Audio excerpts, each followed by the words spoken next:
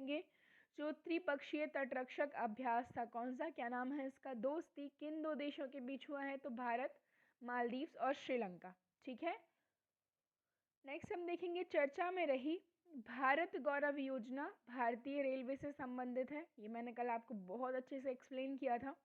इसके अलावा हाल ही में नाइटहुड ऑफ पार्ट गुल्फा से जो है सम्मानित होने वाले पहले भारतीय कौन बने हैं, तो ये बने हैं S.K. सोहन। ठीक है। अगला क्वेश्चन देखेंगे, हाल ही में मध्य प्रदेश के किस रेलवे स्टेशन का नाम बदलकर आइकन तांत्या भील जो है कर दिया है। ठीक है, मैंने आपको बताया था इन्हें रॉबिन हुड की उपाधि दी गई है। इसके बाद जो तांत्या भील है इन्हीं के नाम पर जो इंदौर एक सिटी है जो कि अभी स्वच्छता सर्वेक्षण में पूरे भारत में 5वीं बार इसने टॉप किया है, क्लीनेस्ट सिटी ऑफ इंडिया है। वहाँ पर एक बहुत फेमस चौराहा है विच इज़ भंवर कुआं चौराहा, उसका भी नाम बदल करके तांत्या भील के नाम पर ही रखा जाएगा। आगे हम बात कर लेंगे, हाल ही में नासा ने पहला डार्ट मिशन लॉन्च किया है।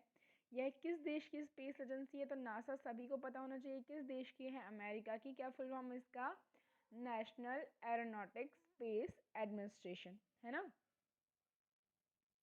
आगे देख लेंगे हम, हाल ही में जारी सतत विकास लक्ष्य शहरी सूचकांक और डैशबोर्ड 2021-22 में कौन सा शहर टॉप पर रहा है। So guys it is the capital of Himachal Pradesh. क्या कौन सा शहर है ये, तो ये है शिमला। कौन सा शहर है, शिमला है।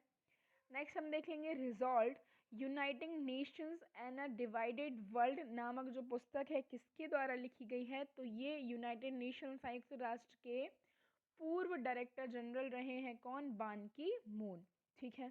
आगे देख लेंगे, हाल ही में किसने रानी गाइदिनल्यू ट्राइबल फ्रीडम फाइटर्स म्यूजियम की आधारशिला रखी है, तो ये किसके द्वारा रखी गई है, हमारे होम मिनिस्टर अमित शाह जी के द्वारा जो है ये इसकी आधारशिला रखी गई है, जिसको कल हमने बहुत अच्छे से डिस्कस किया था।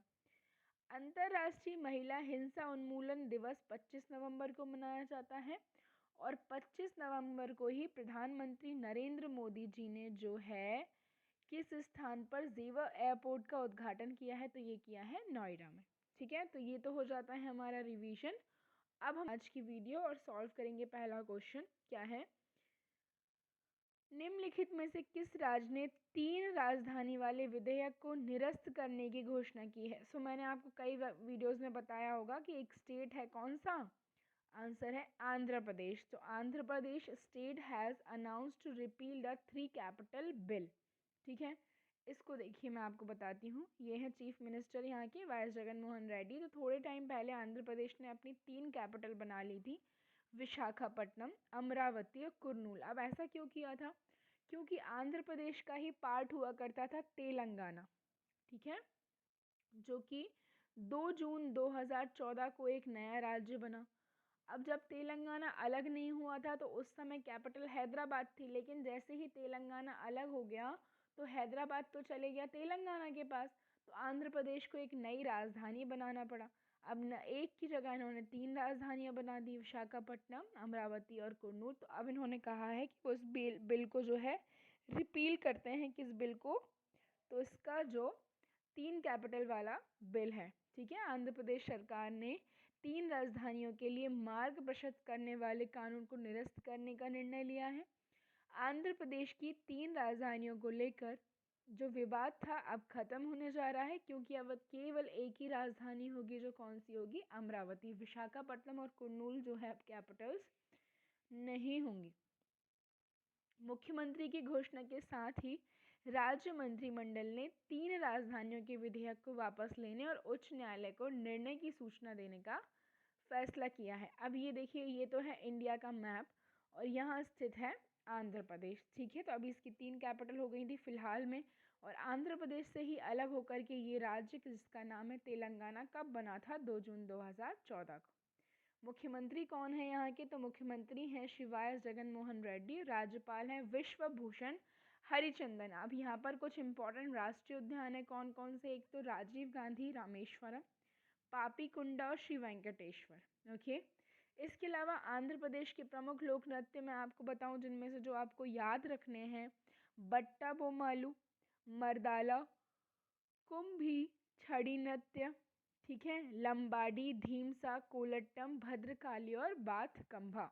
ठीक है, चलिए आगे देख लेंगे हम। प्रतिवर्ष 26 नवंबर को कौन सा दिवस मनाया जाता है? तो which day celebrated every year on the 26 नवंबर। तो अब ये जो है आज का सबसे ज़्यादा इम्पोर्टेंट क्वेश्चन हो जाता है। क्यों?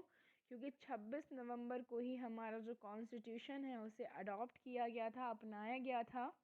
ठीक है, पूरे 2 साल 11 महीने और 18 दिन के बाद ये बन करके तैयार हुआ था। कब? 26 नवंबर 1949 को।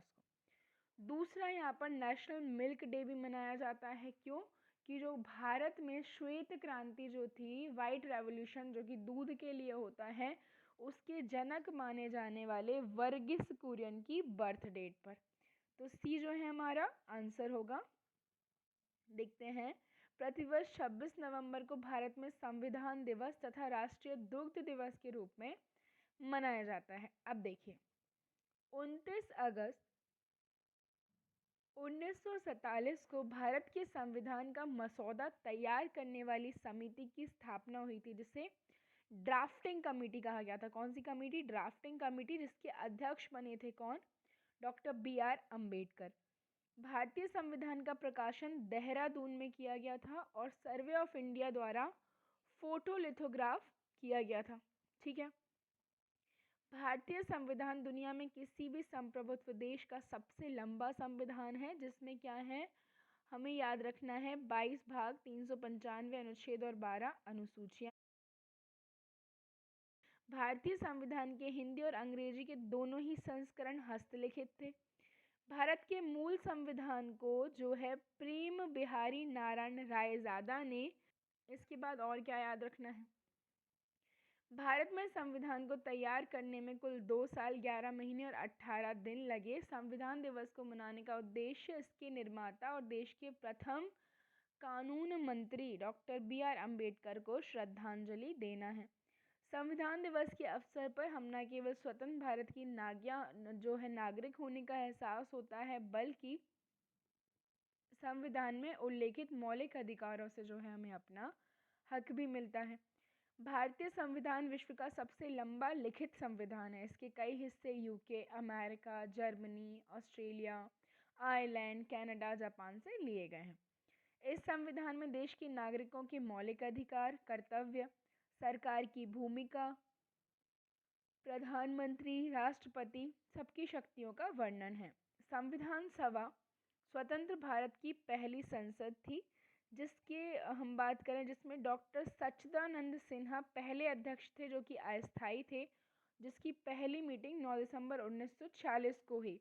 बाद में 11 दिसंबर 1946 में स्थायी अध्यक्ष चुने गए कौन? डॉक्टर राजेंद्र प्रसाद, जो कि हमारे देश के पहले राष्ट्रपति भी थे। आगे बात कर लेंगे राष्ट्रीय दुग्ध दिवस। तो राष्ट्रीय दुग्ध दिवस पहली बार 26 नवंबर 2014 को मनाया गया। ये दिन डॉक्टर वर्गीस कुरियन के सम्मान में मनाया जाता है। वर्गीस कुरियन कौन थे? जिन्हें भारत में श्वेत क्रांति का जनक माना जाता है।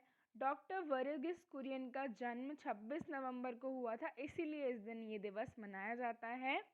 और हम बात करें राष्ट्रीय डेयरी विकास बोर्ड और भारतीय डेयरी संघ सहित जो है देश के सभी डेयरी प्रमुखों ने 22 राज्य स्तरीय दूध संघों के साथ जो है यह दिन तय किया है। ठीक है, विश्व दुग्ध दिवस संयुक्त राष्ट्र द्वारा हर साल 1 जून को मनाया जाता है। ओके, राष्ट्रीय दुग्ध दिवस और दूध उद्योग से संबंधित गतिविधियों के प्रचार एवं लोगों में आजीवन दूध एवं दूध उत्पादों की महत्व के बारे में जागरूकता पैदा करने के लिए इसे मनाया जाता है। यह दिन भारत की श्वेत क्रांति के जनक डॉक्टर वर्गीस कुरियन को सम्मानित करने के लिए मनाया जाता है। ठीक है, और ये कौन है? The milk man of India की उपाधि इन्हें दी गई है। ठीक है, उन्होंने अमूल ब्रांड की स्थापना एवं सफलता में महत्वपूर्ण भूमिका निभाई है। इन्हें पद्मश्री, पद्म भूषण और पद्म विभूषण तीनों से ही सम्मानित किया जा चुका है। चैनल अगर अभी तक सब्सक्राइब नहीं किया हो तो जल्दी से सब्सक्राइब कर दीजिएगा। और हम बढ़ते हैं अगले क्वेश्चन की तरफ। हाल ही में स्टीव वर्जे पूरी तरह से 3D प्रिंटेड आँख लगवाने वाले दुनिया के पहले व्यक्ति बन गए हैं। ये किस देश से संबंधित हैं? So Steve Verze recently became the first person in the world to have fully 3D printed eyes. So he belongs to which country? इसका जो आंसर है guys, he is from England. कहाँ से हैं? इंग्लैंड से